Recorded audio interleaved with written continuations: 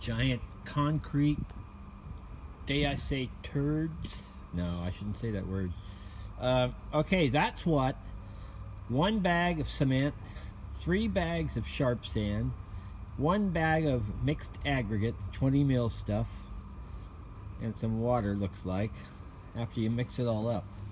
Now the path, I don't know, 35 centimeters, something like that, where I'm repairing, and 50 mil deep. So I got a little bit left in the bucket, and that was 40 scoops, I reckon, of sand and cement. That's what I mean it took to get it out of the mixer, and that was about max for that mixer. I don't think it could have taken any more. So there we go. Now I'll just take my trowels, get it laid out, smoothed out. I'll do this. I want to make sure I shove it under the edges first, get underneath those edges.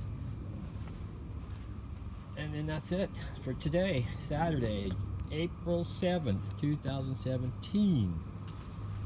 That's the way it is. It's been a nice day. It was supposed to be raining maybe in a little while, but looks like it's going to stay dry.